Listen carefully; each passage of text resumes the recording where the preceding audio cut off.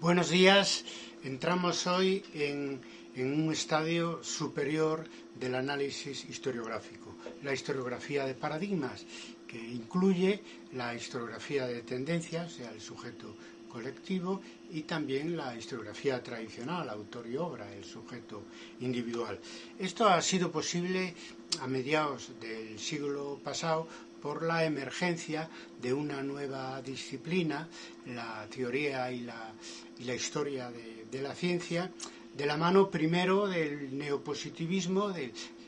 empirismo lógico del Círculo de Viena y sobre todo del neopositivismo,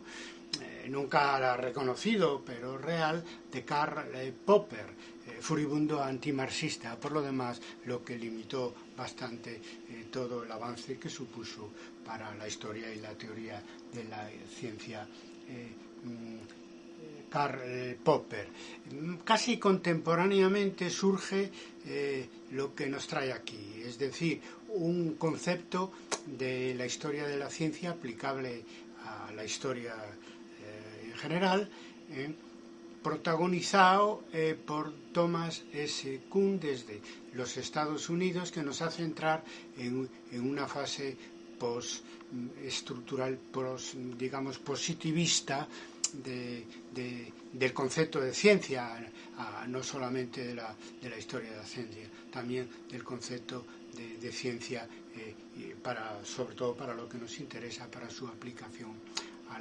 la propia historia. La obra, en fin, fundamental para este tema que nos ocupa de Karl Popper es La lógica de la investigación científica, y la obra fundamental para lo mismo, pero superando a Popper, de Thomas S. Kuhn es La estructura de las revoluciones científicas. Esta última, publicada en el año 1962, que es el año en el que también se publica en español La lógica de la investigación científica. Bueno, con estos mimbres hicimos el cesto, ¿verdad? Thomas S. Kuhn se consideraba a sí mismo historiador. Él es un filósofo reconvertido en historiador. Excepcionalmente voy a dar una cita en este sentido del propio Kuhn. Dice: asombrado me di cuenta de que la historia podía ser útil para el filósofo de la ciencia. De hecho, él y sus discípulos pertenecían a la Asociación Norteamericana de Historia, no a su homóloga en el campo de la filosofía, y lo tenía a mucho orgullo. Él pudo dar un salto en lo que es la epistemología de la ciencia gracias a la historia, y lo reconocía y lo reivindicaba siempre naturalmente. Obviamente nosotros a los descubrimientos de Kuhn en la aplicación de la historia a la historia y la filosofía de la ciencia vamos a hacer rectificaciones que vienen de dos que tienen un doble origen. Por un lado, porque a diferencia de Kuhn, nosotros somos historiadores profesionales y actuales, claro, estamos trabajando sobre ese tema, en fin, varias décadas después. Y en segundo lugar también porque tenemos la experiencia de historia de debate. Historia de debate no hubiera existido sin la historiografía de paradigmas animada por las teorías de Kuhn, y tenemos ya, pues eso, más de dos décadas de experiencia como observatorio de la evolución historiográfica en el mundo y como experiencia también de la puesta en práctica de un nuevo paradigma historiográfico para la transición entre el siglo XX y el siglo XXI. 3 conceptos revolucionarios aporta Kuhn, ¿no? El concepto de paradigma, el concepto de comunidad de especialistas, comunidad de historiadores para nuestro caso, ¿no?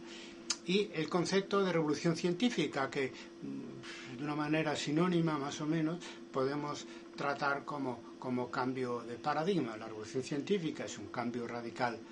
de paradigmas que además afecta a toda la disciplina en su conjunto, ¿no? Obviamente podemos aplicar, hay quien duda, ¿no? Pero claro, no son historiadores, de que se pueda aplicar la teoría de Kuhn a la propia historia, pero ya digo, no son historiadores ni son inteligentes, porque si él utiliza la historia para revolucionar la historia de la ciencia, es obvio que sus conclusiones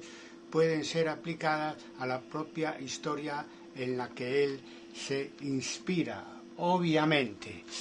Él siempre, igual hacemos nosotros, cuando habla del paradigma establecido en una disciplina, se refiere a la disciplina en su conjunto, en un ámbito internacional, lo cual no quiere decir que ese enfoque de paradigma no pueda ser aplicado, pues desde luego a las tendencias historiográficas, que son las que generan una dinámica de consenso y debate en el interior de una disciplina, y también a diferentes ámbitos de tipo geográfico o temático en la que se puede subdividir una disciplina, y así lo hacemos nosotros, aunque dedicamos nuestra atención principalmente a la evolución de la disciplina en su conjunto, es decir, desde un punto de vista internacional. Bien, empecemos por lo primero, el concepto de paradigma. Hay dos acepciones, una clásica, que es la que todo el mundo conocemos, es decir, que es la que viene en los diccionarios, que se refiere a paradigma como ejemplo, como ejemplar y como modelo, lo cual sigue teniendo interés porque para hablar de los paradigmas particulares, no del paradigma como consenso, del paradigma general de una disciplina como hizo Kuhn. Pero con todo es interesante. La nueva acepción que incluye Kuhn como significado de la palabra paradigma es otra cosa. Es paradigma como consenso,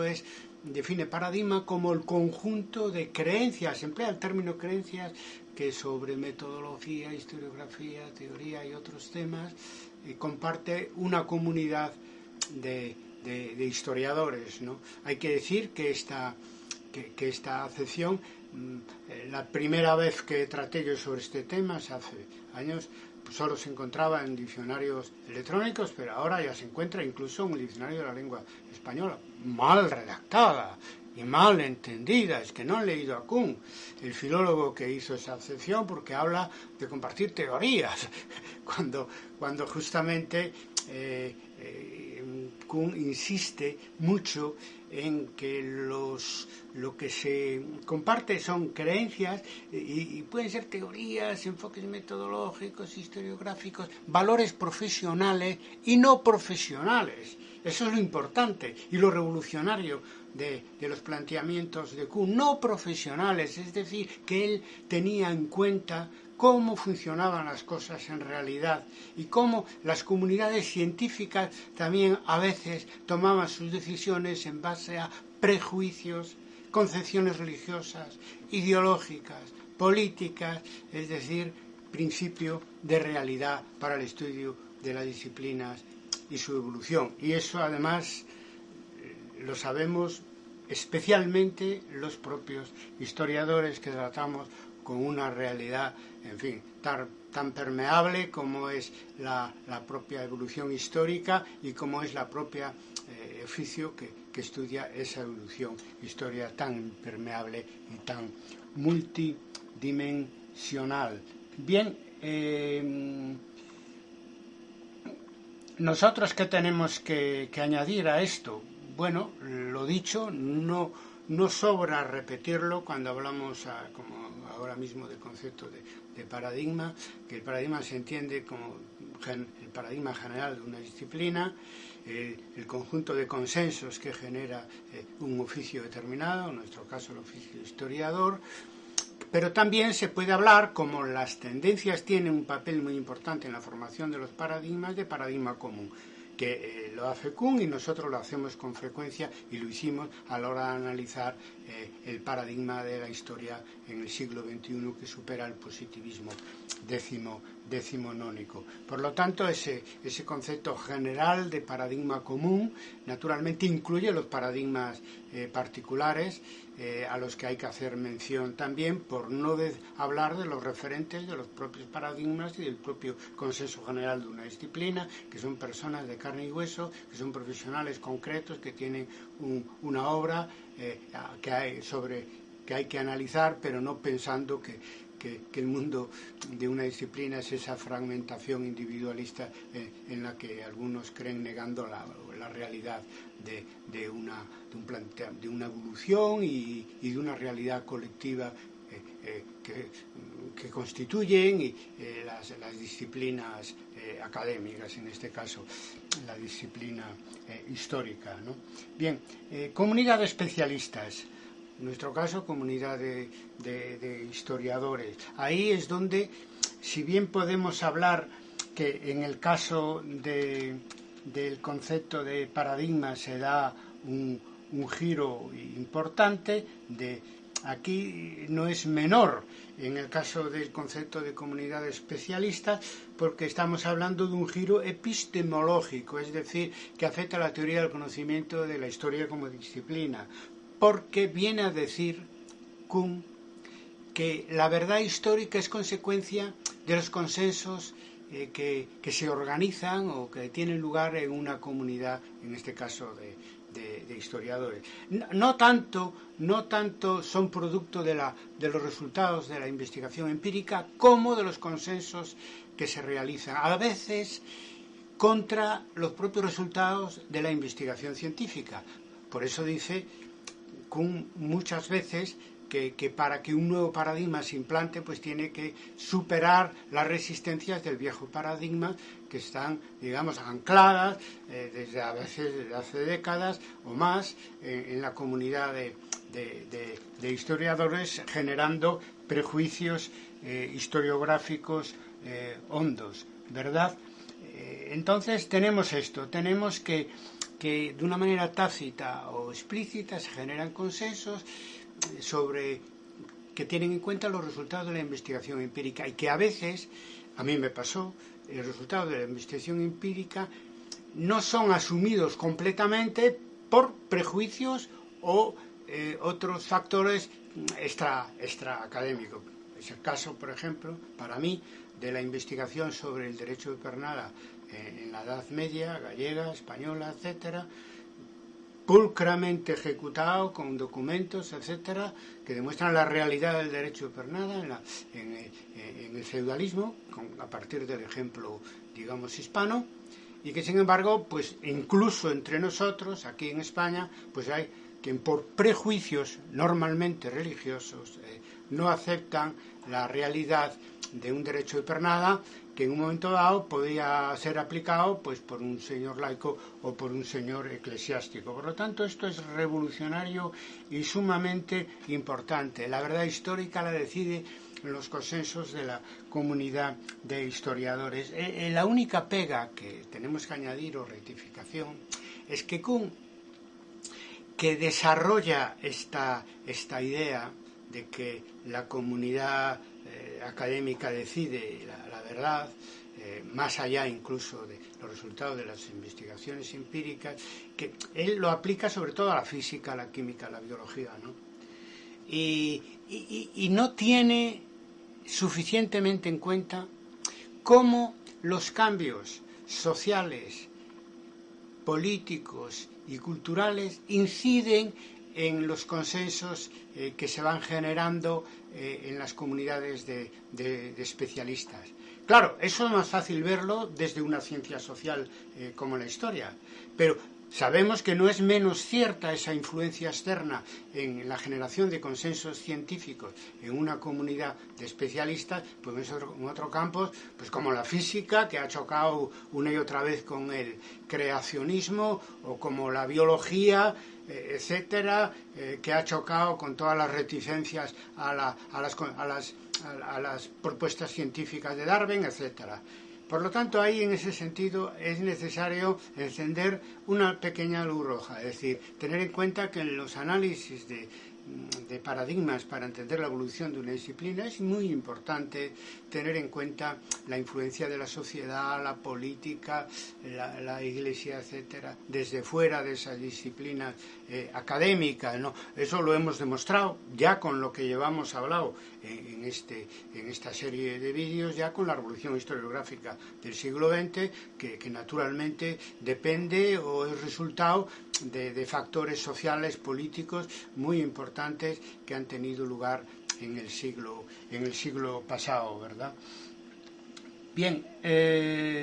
cambio de paradigmas. Ese es la tercera pata del planteamiento teórico e historiográfico de Kuhn, que tan útil nos está resultando, por lo menos desde el punto de vista de historia y debate, para entender el momento en el que atraviesa nuestra disciplina, en el tránsito entre el siglo XX y el siglo XXI. Pues bien, este cambio de paradigmas, él le llama revolución científica, titula así su libro. Bueno, se puede utilizar como sinónimo, ya lo dijimos, el término cambio de paradigmas, y se trata de un giro historiográfico también importante. ¿Cómo razona Kuhn? Él dice que el conocimiento científico no avanza por acumulación, sino por rupturas epistemológicas, a través de revoluciones, rupturas, de cambio de paradigmas. Eso realmente es cierto, no podemos más que estar de acuerdo. Eso es, digamos, junto con el concepto de comunidad de especialistas y de paradigma, pues lo que ha aportado Kuhn, ¿no?, al conocimiento de la ciencia y de la evolución de la ciencia en su conjunto, tanto las ciencias naturales como las ciencias humanas. Pero de todas maneras hay que decir, a partir de la experiencia historiográfica pura, mía personal, pero de historia a debate en su conjunto, que a veces hay que pensar con dos ideas a la vez, que el avance del conocimiento se produce a través de la revolución, pero también de la acumulación. O dicho de otra manera, por ejemplo, a la hora de implantarse el paradigma común de los historiadores del siglo XX, ya vimos cómo continúa el positivismo. Es cierto que en un nuevo contexto, como neopositivismo, pero continúa. Y ahora mismo, cuando estamos planteando un nuevo paradigma para este siglo, para el siglo XXI, estamos nosotros mismos de una manera explícita, no oculta, como hacían los nuevos historiadores del siglo pasado, de una manera explícita estamos reivindicando cierta continuidad de los paradigmas de análisis del marxismo. Por lo tanto, hay que rectificar y hacer algo más compleja la definición, el razonamiento de Kuhn sobre que una ciencia avanza por revoluciones, no por acumulación. Ambas cosas. Evidentemente, la revolución y los cambios paradigmáticos van por delante, pero no es menos importante la continuidad de los paradigmas anteriores, es decir, cómo cada paradigma que revoluciona nuestra disciplina va dejando un pozo que es asumido por los paradigmas posteriores. Aún con este añadido, no queremos disminuir el papel tan grande de Kuhn a la hora de definir la filosofía y la historia de la ciencia, dándole toda esa importancia que tiene a la revolución científica en las disciplinas científicas, valga la redundancia. Claro, eso es lo que predica el marxismo, ¿no?, en el ámbito social y político, no estrictamente científico, porque no hay una historia marxista de la ciencia, en fin, bien definida, ni probablemente sea necesaria, porque Kuhn un poco ha cumplido ese papel sobradamente y ha ido mucho más allá, pero en mi opinión no está claro que tuviera algún contacto cuando se fraguó esta nueva teoría de la ciencia y de su evolución en los años 40-50. Primero era en la época de McCarthy, en fin, y no es fácil encontrar casos como no sean de científicos políticamente muy definidos, etcétera, de influencia del marxismo. Pero con todo él, observador inteligente de la realidad científica y de la realidad historiográfica, muy inteligente y muy observador, pues no entiende, se ve en su obra, no entiende la historia desde un punto de vista positivista tradicional, sino que va más allá. Él llama a la historia crónica, más allá. Él plantea que la historia tiene que ser explicativa, tiene que ser socioeconómica, tiene que trabajar sobre todo sobre el cambio, que otra cosa podía decir, y no puede despreciar ni la teoría ni la posibilidad de leyes históricas, ¿no? Por lo tanto, es una evolución paralela en una historiografía como la norteamericana, que en esos años centrales del siglo XX, pues estaba dominada por un positivismo que evolucionaba hacia un neopositivismo. La revolución historiográfica del siglo XX en Estados Unidos no fue tanto consecuencia de la influencia de marxismo y análisis como de la evolución del positivismo a un neopositivismo, lo que ellos le llaman historia, ciencia social. Y eso en el Kuhn de los años 60 pues está un poco ya presente, de alguna manera pues por su propia inteligencia para entender lo que puede o debe ser el oficio de historiador, que él aplica a la evolución de la ciencia, y segundo, probablemente también de lecturas a las que no hace referencia de historiadores norteamericanos. No olvidemos que en Norteamérica, a diferencia de otros países, como en el caso de Francia o de México, etcétera, la revolución es un valor positivo, está muy bien considerado. Entonces, en este caso, la revolución americana. Entonces, para él hablar de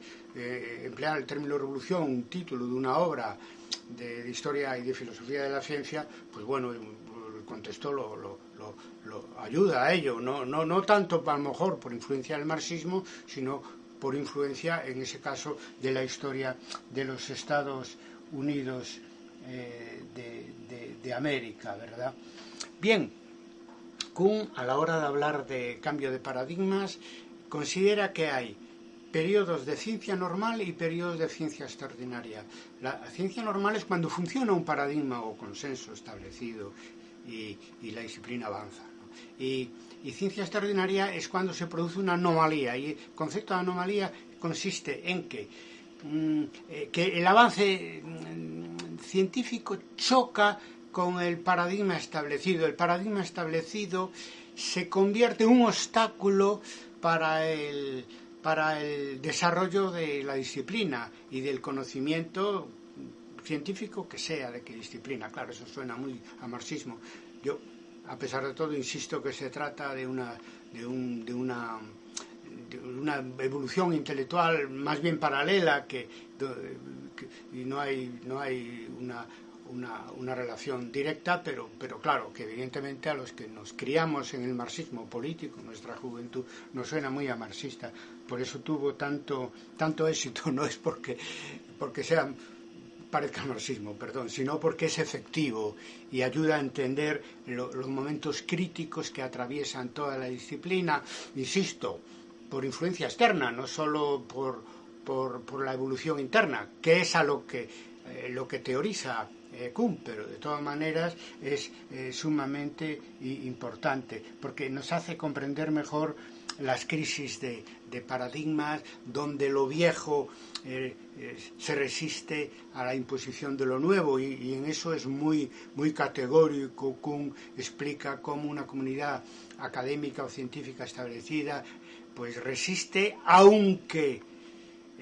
los resultados empíricos sean claros, resiste a cambiar las ideas establecidas en las que se ha formado y en las que se ha constituido el viejo paradigma. Entonces es necesario, pues eso, una revolución científica, una revolución paradigmática, un cambio de paradigma radical, donde lo nuevo acaba imponiéndose porque las disciplinas, en cualquier caso, pues aparte del instinto de supervivencia que puedan tener sus élites, tienen el instinto fundacional de servir al conocimiento histórico, al conocimiento en general, en nuestro caso al saber histórico. Lo único que añadiríamos nosotros al concepto de revolución científica o de cambio de paradigmas y de crisis de paradigmas, de la dinámica entre el viejo y el nuevo paradigma de Kuhn, es que el debate que él aceptaba para los periodos de crisis paradigmática, y consideraba que cuando se entraba en una nueva fase de ciencia normal ya no era necesario, hoy, cuando menos en historia, es más necesario que nunca. Bueno, yo creo que en cualquier otra disciplina. no hay más que ver todos los debates continuos que hay en física, que es la madre de las ciencias naturales, pues sobre el origen del universo, la teoría del Big Bang y los planteamientos de Einstein, que si se verifican, que no se verifican. Hoy ya, a diferencia de la época más tradicional de Kuhn, hoy ya el debate debe formar parte de la evolución, de una manera permanente, de la evolución de cualquier disciplina académica, científica, incluso en su periodo de mayor estabilidad, que suelen ser los periodos más amplios. Bueno, imaginaros, o no, porque ahora mismo en el tránsito del siglo XX al siglo XXI nos seguimos encontrando con una pugna entre paradigmas muy diversos que aparentemente no parece que se vaya a dilucidar en un plazo corto, entre otras cosas porque la historia es mucho más sensible que cualquier otra, incluso ciencia social, por no digamos las ciencias de la naturaleza, a los cambios que se producen a nuestro alrededor, es decir, a la historia vivida, y la historia vivida sigue estando muy perturbada y sigue estando muy acelerada. Todo va a ser difícil que a plazo corto podamos llegar a un paradigma establecido y a una fase de ciencia normal en nuestra disciplina. Por lo tanto, aunque solo fuera por eso, el debate de la historia debe continuar en el ámbito de la teoría, de la metodología, de las relaciones con la sociedad, etcétera. Y además debemos aprovechar para incluirlo en el funcionamiento normal de nuestra disciplina tan influida por los cambios sociales, políticos y culturales que estamos viviendo en esta época y que hemos vivido en épocas pasadas. Nada más, amigos, esto son las aportaciones de Kuhn, y nosotros vamos a tratar en los próximos episodios de explicar cómo, sirviéndonos de estas teorías, pues hemos avanzado en lo que es el debate historiográfico en el siglo XXI, y hemos avanzado propuestas para llegar a un periodo de ciencia normal en nuestra disciplina. Para saber más, aconsejo, pues eso, un libro del que ya hablé repetidas veces, La estructura de las revoluciones científicas, de Kuhn, y otro libro de artículos especialmente útil para los historiadores que se llama La tensión esencial. Ahí hay por lo menos 2 o 3 trabajos sobre cómo utiliza él la historia para revolucionar la historia y la filosofía de la ciencia, y qué entiende él por historia, etcétera. Sumamente interesante. Y en tercer lugar, si queréis saber cómo se puede aplicar, además no es una hipótesis, lo hemos hecho durante los últimos años, las teorías de Kuhn a la evolución historiográfica, pues aconsejo mi trabajo escrito sobre el paradigma común de los historiadores del siglo XX, que lo tenéis pues tanto en mi página web personal como en mi perfil en academia.edu. Bien, la próxima semana entramos ya, decía, en lo que es nuestro planteamiento, un nuevo paradigma para el oficio de historiador en el siglo XXI, y empezaremos, eso será el capítulo 19 de nuestra serie, con lo siguiente: ¿qué es la historia? Nada más y ser felices.